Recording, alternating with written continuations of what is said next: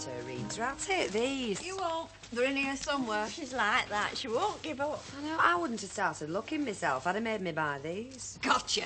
Little devils. I knew they were in there somewhere. Hey, Yellow. Thank you. All this trouble just for a packet of serviettes. Hey.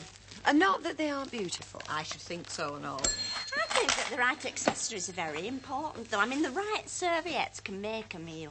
I've always found them a bit chewy myself. Oh, go on. You know what I mean. Are you having somebody special round? Me? Oh, heavens, no. I should be so lucky. No, it's Emily again. Another candlelit supper for Arnold.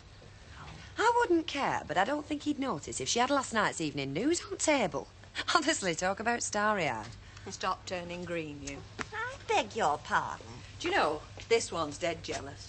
I'm not. She can't understand how Emily's on her way to the altar for the second time when she hasn't made the trip once. Oh, it's nothing to do with that. Deirdre, come on.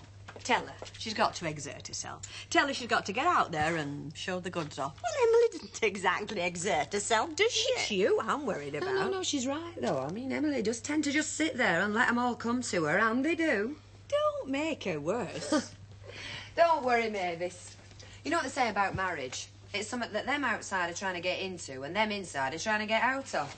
See you. Try, love. Bye-bye. I do wish you wouldn't show me up like that. Who's showing you up? I'm just telling the truth. Well, then I wish you wouldn't. Not if it means discussing my intimate details with everybody that comes into the shop. I mean, Deirdre's not all that much of a friend, you know. Go on, we're all pals together here. Well, not as far as I'm concerned, we're not. Like matters of that nature are discussing with very good friends, not just acquaintances. Sorry, Mavis. So you should be. I am, love. I am. As a matter of fact, I was rather upset. But it was nothing at all to do with marriage. It simply that, well, Emily and I have been very good friends and we've gone out together.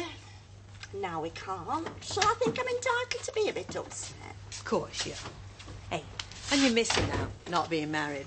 It's not all that clever.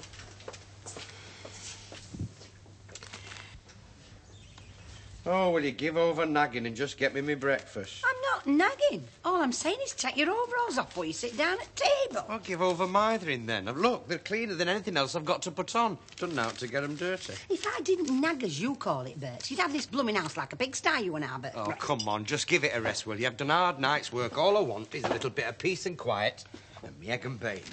Hard night's work. I thought you said you'd done out. I said I'd done out to get them dirty, clever clogs. I didn't say I'd done out. I mean, there's such a thing as mental work, you know what I mean? Making decisions. Like whether to go abundance or misere where, I know you. Hey, can't you all be quieter, you two? Well, hey, it's your mum. She's driving me mad. Well, you're getting fat on it, aren't you? Do you want bacon and egg, love? No, I'll just have a piece of toast. You are feeling for two, you know, now. Yeah, we both have a piece of toast. Hey, I'll have bacon and egg, Mum. Oh, I know you will. Bryan, you said you would. I will, love, I will. Here, get that down, you won't do so bad. Mum, Dad, look, we know that you said we could live here, you know, after we've had the baby and that, and we've talked it over and we think we ought to have our own house. Well, I thought you'd given back word. No, we haven't that new one. We've been looking at some older houses. Yeah, there's one in Peterloo Place. Peterloo Place? That's what you so bay-winded for. There's nothing wrong with Peterloo Place, is Oh, there? come on, it's a bit of a come-down, Bert. Well, that's it, though, innit? The price is a bit of a come down and all. Why, how much they asking? $7,250. Oh, well, that sounds fair enough to me. It needs a lot doing to it. Gail, I meant what I said, love, about, you know, living here. I know you Hey, I did, think we ought to but get cracking, you know, and get in there. there's no need to rush. Well, what do we do, love? Wait till somebody else nicks in? Oh, come off it, Bryan. That's estate agents taught that. There's nobody queuing up to buy houses these days. Anyway, if your missus is not end of world, is it? You're far better off missing one or two, love, than finding yourself trapped in the wrong one. Yeah, that's exactly how I feel. It's what? You had me running around like someone not right for that last one. Hey, we get to the builder's office, right? I get out of the carriage and say, Bryan, run. Somebody might get there before us. Run, Bryan. That was different. That was a new house. That was the one I wanted. Hey, what do you do with them, eh? Well, I warned you, sunshine, didn't I? You can't say that I didn't warn you. You can sulk as much as you like. I'm not taking you out of that car again. Yesterday's fiasco's enough for me. Why the heck I don't have to pick 'em? I pay for my own driving lessons as my husband won't even take me out practising. I don't want him to teach me to drive. Oh, no, no. Just take me out now and again. But Willie Eckersley. I told you why not, so don't come it. Sondrati's husband told her to drive. Glennie Owen's husband told her to drive. No fool them. Oh, you're pig-headed, you. If you just had a quarter of the patience Mr. Lorimer has. Oh, don't bring him into it. Listen, if you treated me the way you treat him, I might behave more like him. And you know what I mean?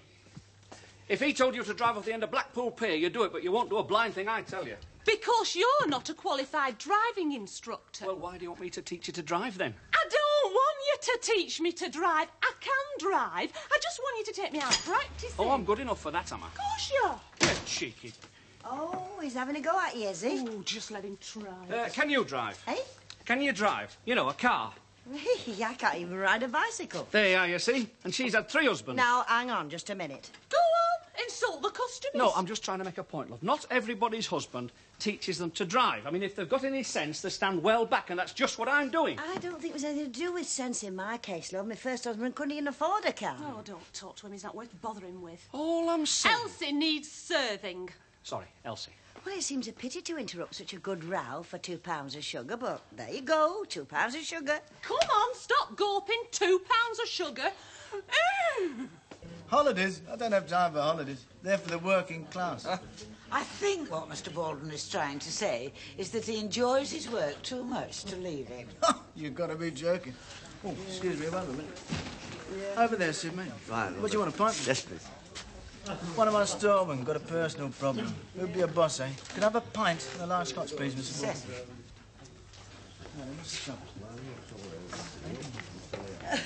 Betty, have you done anything about your little problem? The children? No, I haven't. Well, I still think you should phone the NSPCC. What was her name? Fletcher? Yes, Wayne and Sharon. The children are called, yes. Well, I made a few discreet inquiries, but nobody seems to know anything about them. Yeah. It's him that I'm worried about, you know, the mother's new boyfriend. Ooh, he's a nasty bit of work. There's something about him, you know. I mean, if I put the authorities onto him, I wouldn't put it past him taking it out on them little kids.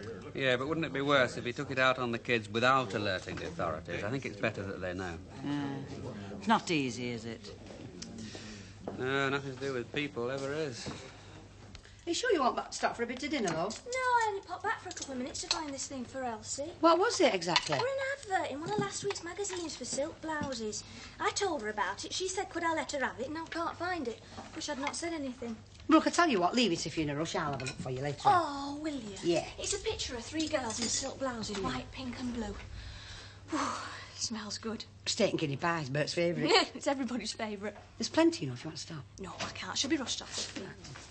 Hey, lucky you are. You're having steak and kidney pie. Hey, I want you. Now, look, do you want me to have a look at this house and Peterloo Place, don't you? Because if you do, I can get an hour off work this afternoon. Like your mum said, there's no need to rush. Hey, don't blame me. I'm not. I feel just the same way as you do, and he knows it. He's just playing silly beggars. Wait. Well, don't blame me if it's gone and we can't get another.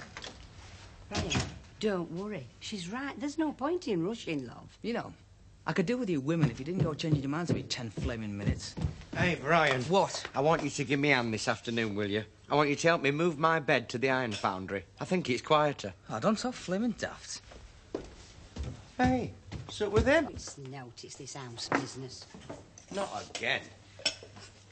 Bert, don't worry, because Gail and me have got everything under control. You and me will go a little walk, and all after tea we'll have a look at Peterloo Place. What for? Well, we've got to take an interest, love. Are you joking?